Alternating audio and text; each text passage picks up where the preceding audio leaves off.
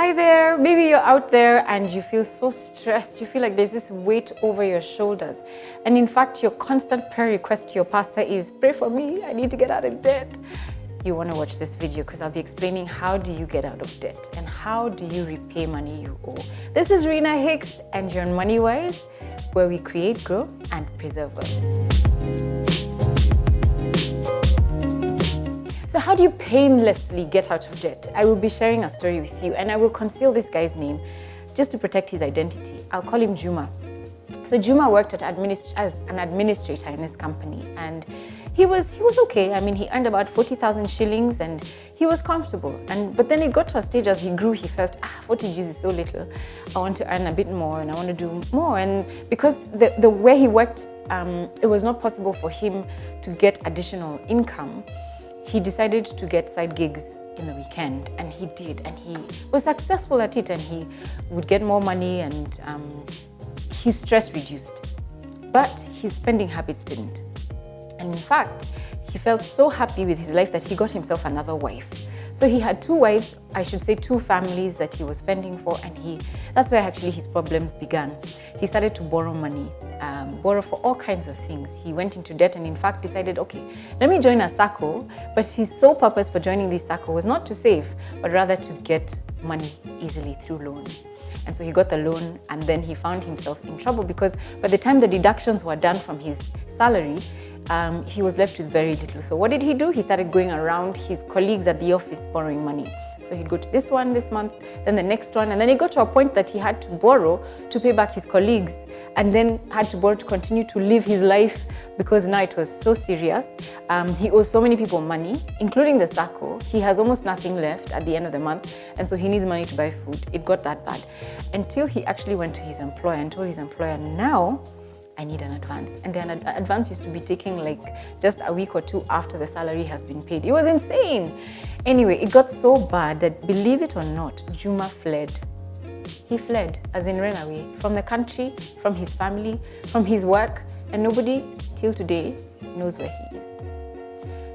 You know, is that worth it? Really, is it worth it? You might be in that situation where you're wondering, okay, I feel like Juma right now, and what do I do? How do I get out of this rut? And this situation, I've borrowed so much. And this is how you do it. The first thing you do is please stop spending, especially spending on things that you don't necessarily need, okay? Just stop. Number two, if you are just now spending on basic needs, what you need to do is find out, first of all, who is it that you owe money? So take a pen and a paper and write down who you owe money, whether it's the kiosk guy down the road, your colleague sitting next to you, the bank, the SACCO, and how much money is that? And list those names and amounts from the smallest to the largest. Then just park that aside for a minute. Go and now start documenting how much you earn. And then know, this is how much I earn, especially if you're a freelancer and you have more than just one salary at the end of the month. The next thing is start recording how much you're spending. You buy a newspaper, write it down. You put fuel in your car, you buy groceries, whatever it is you're spending money on. It's important to know how much money is coming in and how much money is going out, because half the problem is you just have no clue and you have this optimistic view of your actual financial state that causes you to spend money on things that you can't actually afford. So once you know what you have coming in and going out, then you can see what can I reduce or actually take out from my spending that can be used towards paying my debt. Now we've got the list of the debt from smallest to largest, right? So now you look at each of them and then start making phone calls to each of them to find out what is the minimum amount I can pay all these guys. So if they're 10, call all 10. Those ones even those ones you've run away from and have not picked up calls, call them and tell them, look, I need you to help me, because everybody wants to be paid. Imagine they all do. Even the bank will be happy to negotiate the interest that you're paying them if you can just negotiate with them and talk to them and tell them, I'm not able to afford that minimum, can you reduce it to this amount? And put it all at a point that you can actually afford.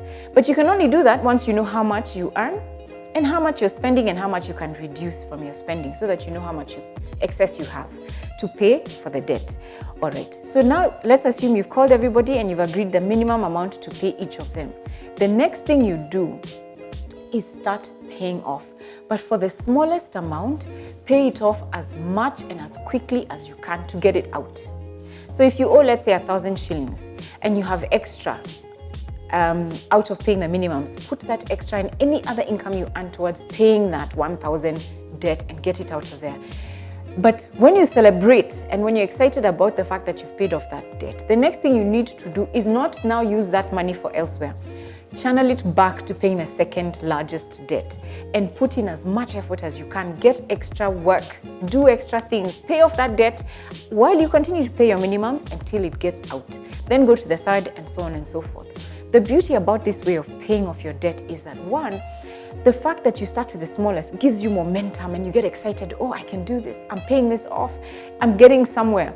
And then number two, it's systematic. Number three, you retain your relationships because all the people you borrowed from will be like, yeah, at least they're paying off their debt, and you'll be able to go back to them and you'll have a relationship with them and not have to hide under the table or ignore calls when people call you. And you will have dignity as a human being. And it's a system that you can follow, and you'll find that as you follow this system, you will just find ways to raise additional money to be able to pay off your debt. So it's not so complicated. Just start today using that process, and I wish you all the best. Write to me if you have experiences of successfully paying off debt that was literally just killing you, or you are struggling and want to know whether what you're doing is the right thing. Write in my comment section or send me a private message in my inbox, and I'll be happy to write you back. This is Rina Hicks, and you're on MoneyWise, where we create, grow, and preserve wealth.